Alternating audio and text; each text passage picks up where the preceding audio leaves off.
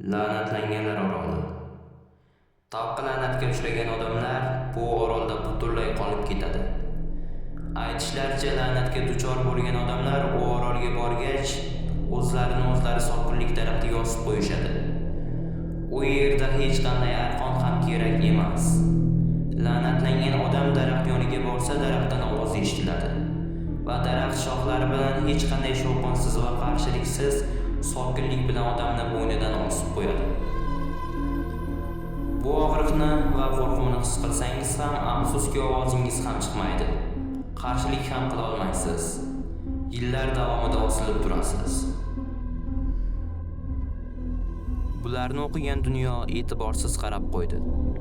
Safsata hammasi. Odamlarni o'ziga jalb qilishning ahmoqona usullaridan biri deya yo'lida davom etdi. Dunyo, u o'zbekistonlik, Yangi Zelandiyaga kelganiga 3 yil bo'ldi. Shu yil yozda 26 ga kiradi. U bu yerda yolg'iz emas. O'zbekiston tomonidan o'qish uchun jo'natilgan. U shifokorlik yo'nalishida o'qiydi. Uning dugonasi bor. Samo O'zbekistonga qo'shni mamlakat bo'lgan Qirg'izistondan edi. Ular birga o'qishar va bir uyda yashar edilar. Ular 3 yildan beri birga. Ularning boshqa ko'plab do'stlari ham bor. London, Janubiy Koreya, Xitoy, Turkiya, Avstraliya va Yangi Zelandiya kabi dunyoning turli joylaridan. Dunyo eshikni ochdi va xonaga kirdi. Samo nonushta uchun tayyorgarlik ko'rayotgan edi. Dunyo do'kondan olib kelgan narsalarni oshxonaga qo'ydi. Qachon biz ham 4-kursdagilar kabi sayohatga chiqib yangi dorilarni kashf qilamiz, Samo dedi. Bu havas qiladigan darajada zo'r deb o'ylamayman. O'ziga yarasha qiyinchiliklari juda ko'p uning ham, dedi Samo. Ular nonushta qilib universitetga yo'l olishdi. Dunyoning ko'zlari universitetga kirish eshigi yoniga kelganda ko'zi e'longa tushdi. La'natlangan orol e'lonni olib cho'ntagiga solib qo'ydi. Universitetning asosiy binosi 8 qavatli bo'lib, uning salobati insonni o'ziga tortardi. Asosiy binoning orqasida fakultetlar ko'p. 27 mingta talabalar o'qiydigan maskan. Ular asosiy binoga kirishdi. Samo ba'zi bir hujjatlarni kompyuterdan chiqarish uchun 1-qavatda qoldi. Dunyo esa liftga chiqdi va 6-qavatga ko'tarildi. Soat 07:47. U 4-qavatga yetganda liftning chiroqlari o'chib yonib boshladi va lift to'xtadi. Dunyo qo'rqmadi. La'nati, deya pichirladi Dunyo. Lift ichi qorong'u va sovuq edi. Liftning havosi o'zgara boshladi. Dunyo daryo oldida turgandek bo'lib ketdi. Orqasida kimdir turganini his qildi. Orqadan muzdek nafaslar uning sochlariga urilar va pichirlagan ovoz eshitilardi. La'nati. degan tovushlar kulga aralash eshitildi. Avval shunchaki hech nimaga e'tibor bermagan dunyo seskanib ketdi. Bu yerda sendan boshqa la'natlangan odam yo'q, degan tovushlar eshitildi va yana so'zlar orqasidan qo'rqinchli kulgu eshitildi. Dunyo qotib qoldi. U nimandir his qildi. Oyoq uchlari ho'l edi. Suv tobora ko'tarilib kelayotgan edi. Suv ko'tarilib kelyapti. Dunyo o'zini lift chetiga oldi. Eshikni ura boshladi. Kim bor? Kimdir bormi? Yordam bering, deya qichqira boshladi. Uning bo'ynidan nimadir bo'g'di va tepaga ko'tardi. Ikki oyog'i va ikki qo'lidan ham ip bog'lab tortayotgan edi. Dunyo havoda muallaq turardi. Chiroqlar yonib o'cha boshladi. Oyog'i tomondan suv ko'tarilib kelayotganini xira chiroq nuridan payqadi. Qarshilik ko'rsatishga harakat qilar, ammo kuchi yetmasdi. Qo'llari uzilib ketadigan darajada tortildi. Suv ko'tarilib belidan tepaga o'tdi. Shunda yelkalariga qattiq barmoqlar tegdi. U og'riqdan dod soldi. Go'yoki o'sha qora tirnoqlar uning orqasida qandaydir harflarni yozardi. Suv bo'ynigacha keldi. Xira chiroq nurlarida qo'llar qop-qora, tirnoqlar uzun va qiyshiq ko'rinishda ko'rindi. Suv to'lib dunyoni ko'mib ketdi. Dunyo suvda nafas ola olmay hushdan ketdi. Uning quloqida bu yerda sendan boshqa la'natlangan odam yo'q, degan gaplar ongida qolib ketdi. Dunyo hushiga keldi. U universitet shifoxonasida yotardi. U tush ko'rdim deb o'yladi. ammo bo'yni va qo'l oyoqlari bo'g'ib tortilganidan qizarib ketgan edi. U hayratda qoldi. Bu tushmidi yoki o'ngimidi? Agar tush bo'lsa, bu qizarishlar qayerdan keldi? Samo yugurib keldi. Uning rangida qon yo'q. Samoning bu yerdagi eng qadrdoni, eng yaqin dugonasi bu dunyo edi. Yugurib kelib dunyoni quchdi. "Nima bo'ldi ahmoq qiz?" dedi Samo. Aytishicha dunyoni liftda hushsiz topishgan. Dunyo hayratda. U qo'rqa boshladi. Hojatxonaga kirdi va kiyimlarini yechib orqasiga qaradi. Dunyo yanada hayratlandi. Uning orqasida o'sha barmoqlar tekkan yelkasida la'nat degan harflar alohida qilib o'yib yozilgan edi. U buni tezda yashirdi va kiyimlarini to'g'riladi. Darsga yo'l oldi. U kelganda hamma kursdoshlari xursand edi. "Dunyo, senga yangiligim bor", dedi unga qarab Samo. "Qanaqa yangilik yana?" dedi xomushgina. "Bizni sharq tarafdagi orolga jo'natishyapti. Hozirgi kunlarda u orol juda ham sokinligini aytishyapti. U yerda o'zimiz uchun tajribalar o'tkazamiz. Bu yerga olib borishda bizga mas'ul shaxs sifatida Fotih Ali belgilanibdi. O'zimizning guruh bu ishni qabul qildi. Ertaga biz kemada ketamiz. O'zing ham sayohatni xohlab yurganding", dedi xursandligidan Samo. Bu xabar dunyoga yoqmadi. Samo gapida davom etdi. "Biz 7 kishi ketamiz. Sen, men, Malak, Jimmy, Yonjin, Mark va Jozef ustoz", deya hamrohlari bilan ertangi kunni rejalashtira boshladi. 6 ta o'quvchini Jozef o'z xonasiga chaqirdi. Ular bilan suhbatlashib ertangi kunga tayyorgarlik ko'rishni buyurdi. O'quvchilar sayohat va tajriba orttirish uchun orolga borishni xohlasa, Jozefning niyati boshqa edi. Jozef bu orolda nima bo'lgani va nima bo'lishini oldindan bilardi. La'natlanganlar orolda daraxt o'z iskanjasida qolgan odamni ozod qilishi mumkin edi. Buning badali 2 insonning tanasi bilan to'lanardi. Dunyoning yuragi bezovta edi. U qo'rqa boshladi. Chunki orqasidagi chandiq yaralari tuzalishi o'rniga jarohat joylari kattalashib borayotgan edi. U bu haqida hech kimga aytmadi. Bu gaplarga hech kim ishonmasligini ham sezdi. Tong otdi. Bahorning iliq kunlari. Soat 7:00 da hammalari bir joyga yig'ilishdi. Kema yarim soat ichida yo'lga tushdi. Yo'l boshqaruvchi Jozef juda ham xursand edi. U o'z xayolotidagi maqsadlariga erishishi mumkin edi. Talabalar sharqdagi Gulf oroliga borishi va turli xil o'simliklarni o'rganishi kerak edi. Afsuski, ular hozir la'natlanganlar oroliga ketishayotganini sezishmadi ham. Jozef universitetda falsafa fanlari doktori edi. Uning 7 yoshli qizi va rafiqasi bundan 3 yil oldin domdaraksiz yo'qolgan edi, deb o'ylashardi odamlar. Ammo Jozef ularni qayerda ekanligini juda ham yaxshi bilardi. Ular la'natlangan orolda, daraxtda osilib turibdi. 3 yildan beri. Jozef o'z qizi va ayolini qutqarish uchun o'sha orolga yo'l olgan edi. Ular 4 soat yo'l yurishdi. Orolga yetib borishiga yana 4 soat vaqt bor. Jozefdan boshqa hech kim bilmasdi ularning orqasida nima ta'qib qilayotganini. Kema o'z erkida daryo oqimiga qarshi suzib borardi. Ularning qo'rqinchli sayohati endi boshlangan edi. Ular kemaning ichki xonalarida uxlayotganda bir narsa sodir bo'ldi. Malakning qulog'iga ovozlar eshitildi, ammo so'zlar chalkashligidan tushunib bo'lmasdi. Malak o'rnidan turib eshikdan chiqdi. Ovoz eng pastki xonadan narsalar joylashtirilgan yukxonadan eshitildi. Ovoz go'yoki Malakni chorlayotgandek edi. U yukxonaning eshigini ochdi. Xona qorong'u, chiroqni yoqmoqchi bo'ldi. Chiroq yonmadi. Telefonni olmoqchi bo'ldi, ammo telefoni ham yostig'i yonida qolgandi. Hamma joyga sekinlik bilan nazar tashladi. Hech narsa ko'rinmadi. Biroq burchakdan hali ham ovoz eshitilardi. Eshikdan sekingina ovoz chiqarmay ichkariga kirdi. Eshik tezlik bilan yopildi. Go'yoki uning kirishini kutayotgandek edi. Malak qo'rqib ketib eshikni ochmoqchi bo'ldi. Eshik ochilmadi. Ovoz yaqinlashdi. Malak uning yoniga kim bo'lsa ham yaqinlashayotganini his qildi. Uning oyog'iga nimadir tegib ketdi. Shunda oyog'i va qo'llaridan mahkam tortilganini his qildi. Og'zidan qon oqayotganini emas, qon ichkariga kirayotganini payqadi. U og'riqdan bor ovozda baqirib yubordi. Xonadagi hamma uyg'onib ketdi. Ular uyqu aralash pastga yugurishdi.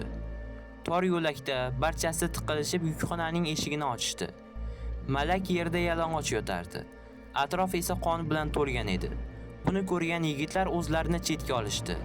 Qizlar uni choyshablar bilan tozalashib, xonaga olib kirdi. Dunyo shuni payqadi. Malakning orqa yelkasida la'nat degan yozuvlar tirnab yozilgan edi.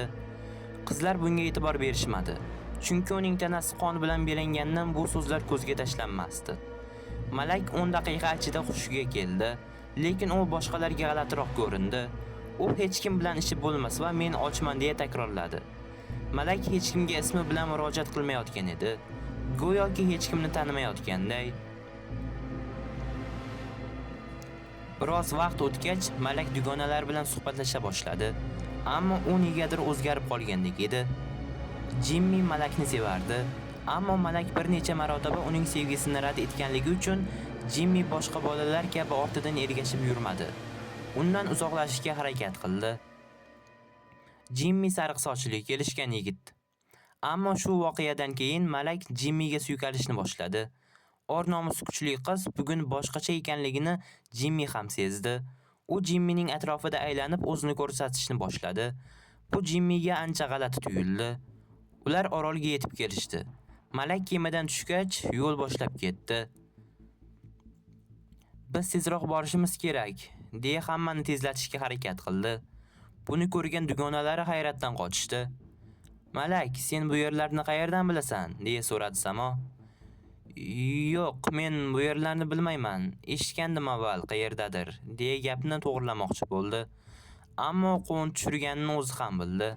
Hamma shubha aralash Malakka qarab qo'yishdi. Malak kimnidir qidirayotgandek atrofga tikilardi. Quyosh kirishiga hali vaqt bor. Jozef indamasdan nimalargadir tayyorgarlik ko'rib yuribdi. Ular sohil bo'yida chodir tikishyapti. Buguncha shu yerda tunab, ertadan ishni boshlash uchun. Ammo daraxtlar ortidan kimdir ularni kuzatayotgandek tuyuldi Samoga.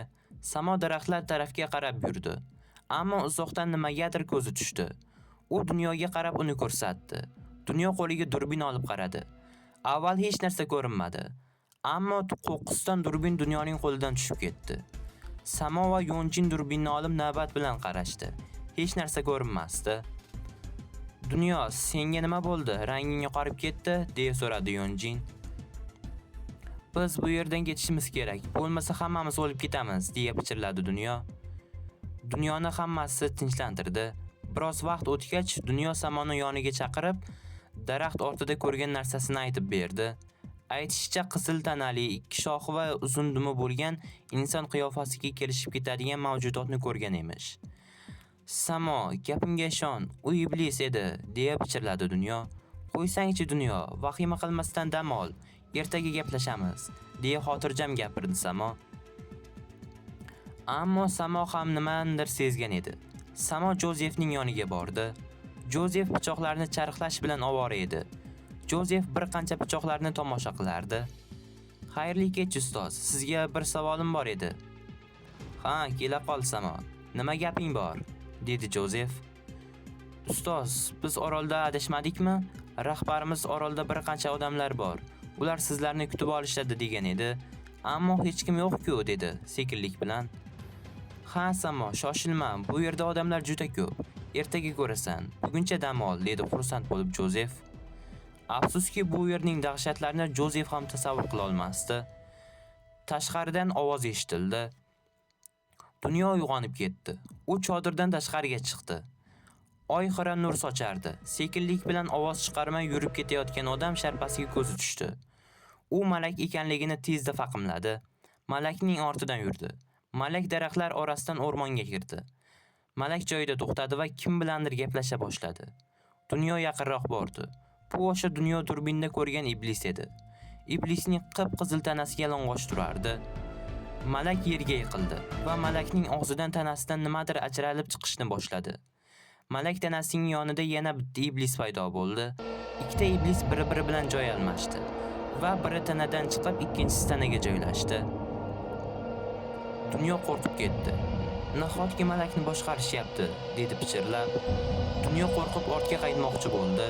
Bexosdan bo'yniga barg tegib ketdi va qo'rqib baqirib yubordi. Ushlab olmasliklari uchun bor kuchi bilan qochdi. Uyg'oninglar, hamma uyg'onsin, qochamiz tezroq, deb baqira boshladi. Hammasi uyg'onib chodirdan chiqishdi. Nima bo'lganini ham so'rashdi. Dunyo bo'lgan voqeani hammasini aytib berdi. Malakning ichiga bir nima kirib olganini va uni boshqarayotganini aytdi. Shunda Malak chodir ichidan xomuzni tortib chiqib keldi. Malak haqidagi bor gaplarni Dunyo shosha-pisha aytib berdi, lekin Malakning chodir ichidan chiqib kelayotganini ko'rib jim bo'ldi. Qo'rqqanidan uning ko'zlariga qaray olmadi. Samo uni tinchlantirdi. Jimmi yugurib chiqdi. "Mark yo'q, hech kim ko'rmadimi?" deya so'radi. Malak shunday dedi. Erta tongdan turib o'rmon markaziga borishini va hammadan ko'proq kerakli o'simliklardan ko'proq terishni aytayotgan edi. Kecha kechqurun, balki rostdan ham quyosh chiqmasdan ketib qolgandir, dedi kulga aralash. Bu gapga hammasi ishonishdi. Chunki Mark shoshqaloq, nafsi buzuqroq edi. Jimmining ham ko'ngli joyiga tushdi. Jozef so'z boshladi. "Biz yo'lga tushishimiz kerak. 2 soat ichida o'rmon markaziga borishimiz va bizga kerakli narsalarni to'plashimiz kerak." Ular nonushta qilib olishdi. Kerakli bo'lgan barcha narsalarni olishdi va yo'lga chiqishdi. 1 soat yo'l yurishgach, yo'lda kulbaga duch kelishdi. Kulbadan ajoyib hid dimog'iga urildi. Pishgan go'shtning hidi ularga juda ham shirin tuyuldi va kulbadan 2 ta qiz chiqishdi. Ularning go'zalligi, nafisligi guruhdagi erkaklarni sehrlab qo'ydi. Ammo qizlarga juda ham shubhali tuyuldi. Bu o'rmon orasida bunday go'zallik va nafislik bo'lishi mumkin emas. Ular hammani kulbaga taklif qildi. Jimmi va Jozef o'ylanib o'tirmasdan rozi bo'lishdi. Qizlar qarshilik qildi. Ketish kerakligini, hali ko'p yo'l yurishini aytishdi. Ammo yigitlar o'z o'rinlarini topib bo'lishgan edi. Qizlar kirishga majbur bo'lishdi. Malak ham yugurib kulbaga kirib ketdi. Xona shunchalik shinam va ozoda ediki, tasavvur qilish ham qiyin. Stol usti turli xil mevalar, gullar, shirinliklar bilan bezalgan edi. Jozefning yoniga o'sha go'zallardan biri kelib, "Tanangni menga ber" dedi. Jozef shoshganidan "Tanam seniki" deb yubordi. Dunyo kinolardagidek qo'rqinchli kulbani tasavvur qildi va sumkasidan telefonini olib, kamera bilan stolga qaradi. Dunyo seskanib ketdi. U hech narsani bildirmaslikka harakat qildi. Telefonni Samoga stol tagidan berdi va ishora qildi. "Qara" deganday. Samo Dunyoning bezovtaligini ko'rdi va telefonni olib yuziga tutdi. Shunda Samoning orqasidan o'tayotgan o'sha go'zal qizning yelkalari ko'rinib ketdi. Badani qizil va yalang'och edi. Samoning yuragi tezlasha boshladi. Ular noto'g'ri joyda mehmon bo'lib o'tirganligini payqashdi. Samo telefon kamerasini stol ustiga tutdi. Stol ustida esa Markning tanasi qonga belanib yotardi. Boshi yo'q edi. Uning tanasi va qo'lidagi kumush soatdan tanidi. Buni ko'rgan Samo qichqirib yubordi. Jimmi esa ishtaha bilan yeyotgan go'shtini qo'lidan tashlab yubordi. Samoning ovozidan qo'rqib, "Qochishimiz kerak. Buning hammasi yolg'on. Qochishimiz kerak", dedi pichirlab Samo. Stol ustini va qizil tanali xonimlarni bildirmasdan rasmga olib Yonjinga, keyin esa Jimmiga ko'rsatdi. Qizlar oshxonada nimadir qilishyapti. Jimmi ishtaha bilan yeyotgan go'sht bo'lagini sekingina stol chetiga qo'ydi. Jimmi o'z do'stining go'shtini yeganini his qildi. U qizarib bo'g'ilib ketdi.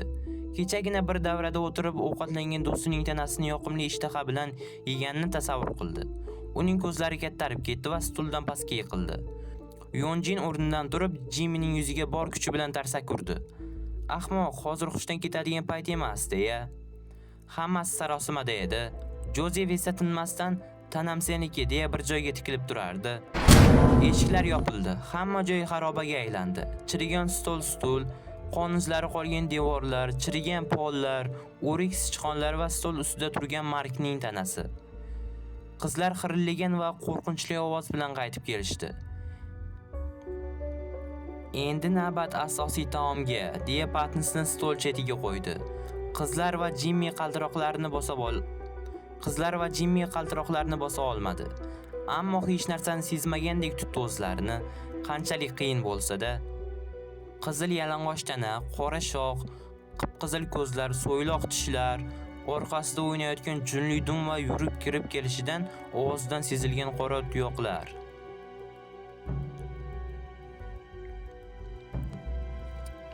Ular soch bilan chalg'ishgan vaqtda Dunyo oshxonaga o'tdi. Oshxonaning siniq derazasidan pastga tushdi. Atrofga sekinlik bilan razm soldi. Dunyo quyuq daraxtlarga qarab yugurdi. Dunyoning orqasidan oyoq tovushi eshitildi. Dunyo orqasiga qarashga ham ulgurmadi. Katta barmoqlar uning og'zini yopdi. U qo'rqqanidan yiqilishiga sal qoldi. Bu Jimmi edi. Xayriyat, dedi dunyo ichida. 10 metrcha uzoqlikda qizlar ko'rindi. Tezlashinglar, ketmasak hammamiz o'lamiz, deya qichqirdi Samo. Ular shoshilib kemaga, ya'ni sohil tomonga yugurishdi. Ular yugurishib ketishyapti. Daraxt ustida nimadir ko'rindi. Dunyo sergak tortdi. Sekin hammasi to'xtadi. Bu iblis edi. Baland daraxt ustida o'tirib ularga qarab turardi. Ular ortga qarab qochishdi. Ular jon-jahdi bilan qocha boshladi. Birovning ko'ziga birov ko'rinadigan vaqt emasdi. Hammasi yetib olishidan qo'rqib goh orqasiga qarab, goh oldiga qarab qochardi. Rostdan ham iblis daraxtdan daraxtga sakrab, ta'qib qilib kelardi. Yonjin oldiga emas, balki orqaga ham qarab qochardi. Yonjin hammadan oldinlab ketdi va nimagadir urilib tik turib qoldi. Yiqilgan daraxtning shoxi nayza kabi turardi. Yonjin oldiga qaramasdan o'sha daraxt shoxiga 1 metrcha o'zini urgan edi. Qalinligi insonning bilagidan keladigan shox Yonjinning qornidan kirib, orqasidan chiqib ketgandi. Yonjin oxir nafas ola boshladi. Og'zidan qon keldi. U o'layotganini his qildi. Dunyo, Samo va Jimmi uning qo'liga tushganini ko'rdi, ammo orqaga qayta olmadi. Chunki iblisga insonning kuchi yetmasdi. Yonjinning ko'zlari yugurib ketayotgan do'stlariga tushdi. Orqasiga qaramasdan ketayotgan do'stlarini ko'rib yig'lab yubordi. O'z yaqinlaring seni o'lim changaliga tashlab ketish qanday yo'z hissiyot-a? Iblislar bir zumda yetib keldi va Yonjinning ikki qo'lidan ikki iblis ikki tomonga tortishdi. Oxirgi nafasini olayotgan Yonjin ikkiga bo'linib ketdi. Ikkita iblis tananing yonida qoldi va bittasi ularni quvib ketdi. Samo, Dunyo va Jimmi faqatgina uchalasi qolishdi. Ular qo'rquv aralash to'xtovsiz yugurardi. Yugurmaslikning iloji yo'q. Ortdan ajal quvib ketayotganda o'lishini bilgan inson ham qochishga harakat qiladi. Ularning nafasi tiqilib qoldi. Charchaganidan zo'rg'a nafas olardi. Ular sekinlashishdi. Jimmi qo'liga daraxtdan shox sindirdi. Shox ancha qalin va mustahkam edi. Shox Jimmining qo'lida nayzadek turardi. Dunyo qo'liga etik orasiga tiqib qo'yilgan pichog'ini qo'liga oldi. Samo esa yerdan ikkita tosh oldi va ikki qo'liga ushlab otishga tayyorlanib turardi. Boshqa iloji yo'q edi. Ular ortiq yugurisha olmasdi. Endi jang qilishdan boshqa iloj qolmadi. Iblisning bittasi daraxt shoxida dumi bilan osilgan holatda ularga qarab turardi. Uning ko'kraklari Yonjinning qonlariga belanib, qizil ko'kraklari yanada dahshatli ko'rinardi. U modalar namoyishida ko'ylagini reklama qilayotgan modellar kabi tanasini ohista silardi. U erkak kishini o'ziga maftun qilishga harakat qilayotgandek tuyulardi, ammo Jimmi endi unga maftun bo'lish qiyin masala edi. Hammasi himoyalanishga tayyor edi, ammo qolgan iblislar ko'rinmayapti. Hozircha bitta iblis. Ular uchalamiz bitta iblisni o'ldira olamiz deb o'ylashdi. Samo g'azab bilan o'ng qo'lidagi toshni iblisga qarab otdi. Tosh iblisga tegmay daraxt tanasiga tegdi. Iblis sergak tortdi. Iblis harakatlana boshladi. Daraxt ustidan yerga sakrab tushdi. Uning ingichka tuyoqlari yerda yurishga ozgina qiynalardi. Chunki yer nam edi. Har qadam bosganda tuyog'i yerga 10 yo 15 sm yerga botib ketardi. Iblis Jimmiga yaqinlasha boshladi. Jimmi jim turdi. Iblislar erkak kishini oldiga kelganda o'zlarini nozik misol qizlardek tutardi.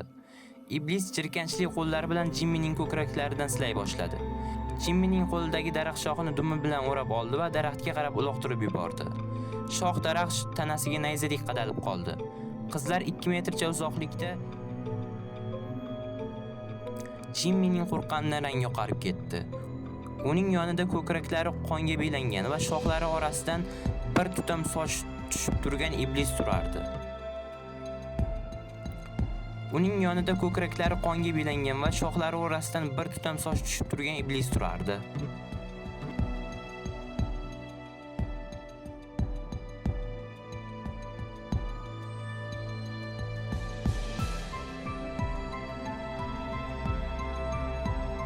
Birinchi qism tugadi.